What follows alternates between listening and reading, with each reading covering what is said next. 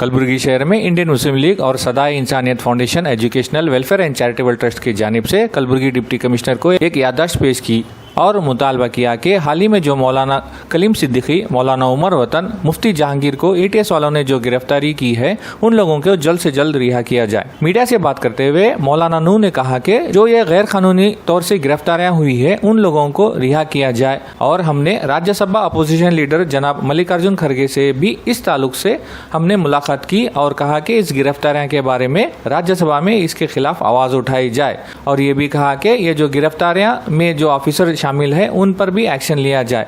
इस मौके पर इंडियन मुस्लिम लीग, सदाए इंसानियत foundation, educational welfare and charitable trust के अहदेदारान मौजूद थे।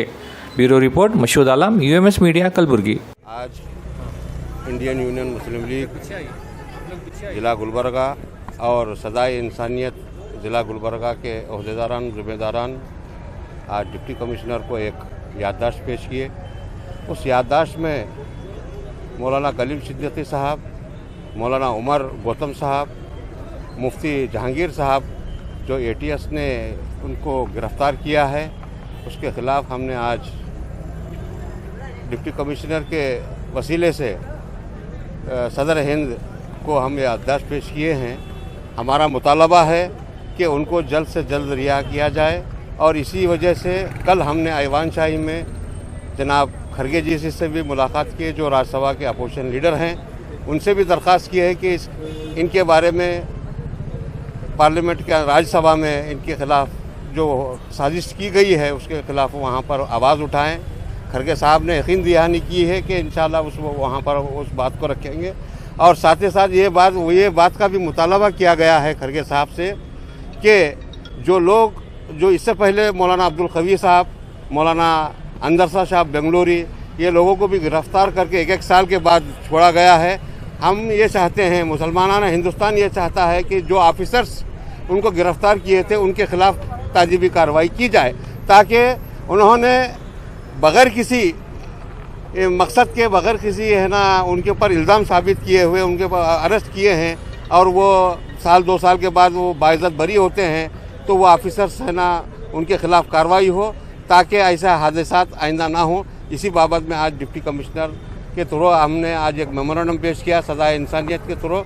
सदाए इंसानियत फाउंडेशन के सदर जनाब मुफ्ती साहब और जनरल सेक्रेटरी साहब अब्दुल हमीद साहब हैं और उनके साथ तमाम उलमा कराम भी, हुफ़ाज़ कराम मौजूद थे।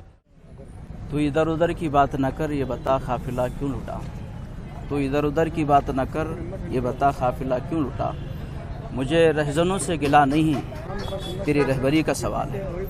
अपने चंद लम्हों के उरूज पर गुरूर मत करना, अपने चंद लम्हों के उरूज पर कभी गुरूर मत करना, क्योंकि वक्त के बदलने में देर नहीं लगती।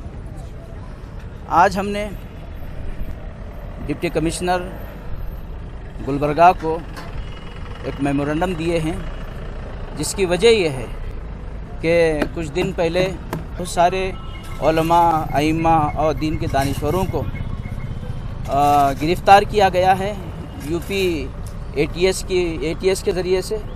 मैं सदर जमहूरिया से अपील करना चाहता हूँ, सदर जमहूरिया और हुकूमत हिंद से अपील करना चाहता हूँ कि मौलाना के ऊपर और मौलाना के साथियों के ऊपर और जितने उलमा को गिरफ़्तार किया गया है इनके ऊपर जो इल्ज़ामात लगाए गए हैं वो बेबुनियाद हैं। ये वहाँ की हुकूमत की गुंडागर्दी है, दादागिरी है। लिहाजा जो भी इल्ज़ामात लगाए गए हैं, ब्लेम लगाए गए हैं, ये बेबुनियाद हैं, इसकी कोई हकीकत नहीं है।